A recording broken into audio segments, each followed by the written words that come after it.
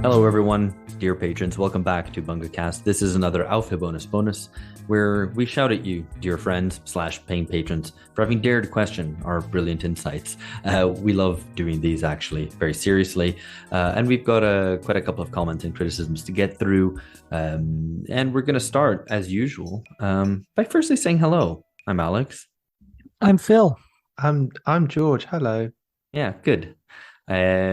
Just checking the other guys are awake and participating. And we're going to start back to front. I'm not going to make that wiping back to front joke again.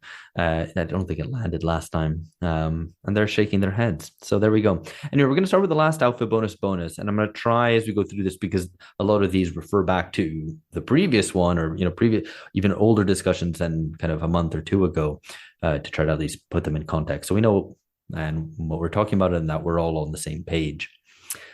So firstly, this is the Aufhebonus bonus from number 274 from July 2022.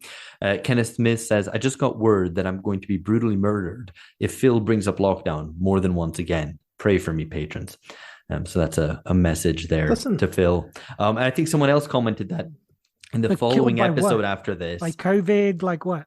Just killed by a friend of his, I guess, who's like, please stop Phil from talking about lockdown all the time.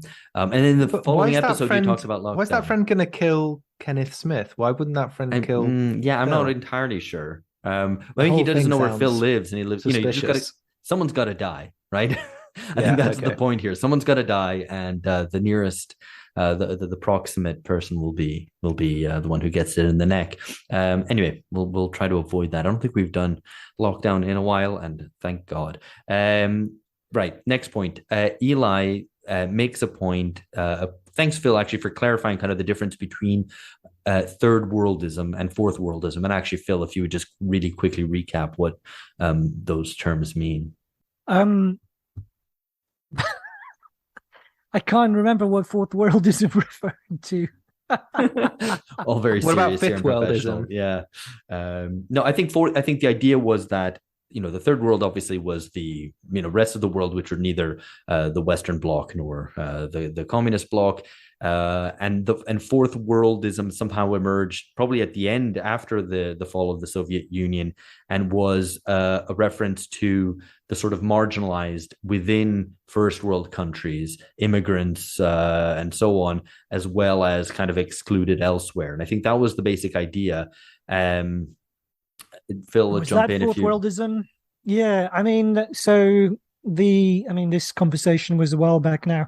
I mean, if that was fourth worldism, then yeah, it was simply to say that the kind of the Zapatistas and the sans-papiers in France and I don't know, kind of other, remote kind of peripheral insurgencies of one kind or another were going to substitute for the, no, let's roll back. It was about the point about third world states being carved up. There you had a new kind of insurgency, which was usually on the territory of the former kind of grand third world states of the previous period. So Indonesia, Yugoslavia, Libya, Iraq, were carved up.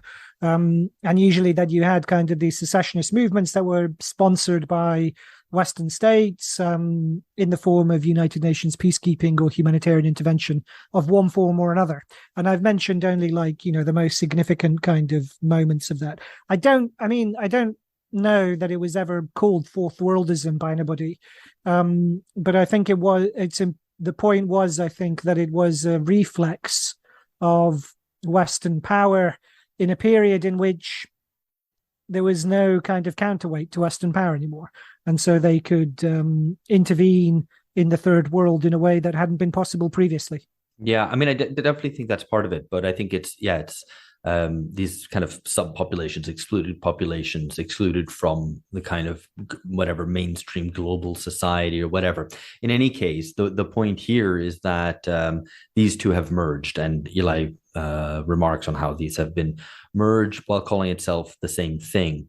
Eli also says, thank you for being based enough to note the transition in left stances during and after the Cold War. Motherfuckers today act like the left has only ever had one opinion, and excuse me, motherfuckers, motherfuckers today act like the left has only ever had one opinion about anything, and it has to have been Jeremy Corbyn's. That's good.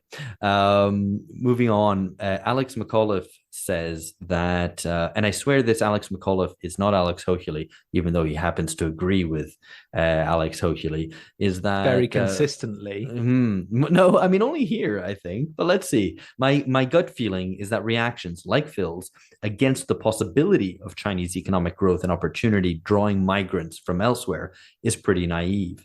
Now, this refers to a discussion that we had about people fleeing Afghanistan, holding on to the hull of a B-52 bomber, trying to escape to the US, and a disagreement between Phil and I about whether China could ever represent such a destination. And in fact, we returned to this conversation and asked Branko Milanovic to adjudicate between the two of us in this week's the episode that came out this week.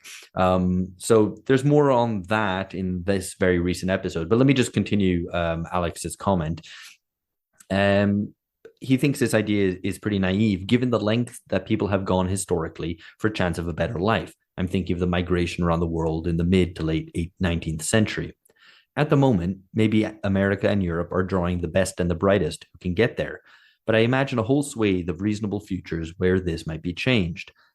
The first things that comes to mind would be the own goal of draconian immigration policies in the US, eliminating what is today's best option for migration, regardless of what is going on in China.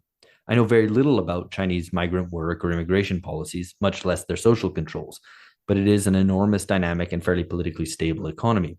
I don't think it's possible to draw. I don't think the idea that it could be a draw to people could be dismissed out of hand. Continuing on this theme, Lionel Boyd Johnson says that friends who've lived in Beijing and Shanghai for multi-year stints say that there are a surprising number of African and Middle Eastern residents.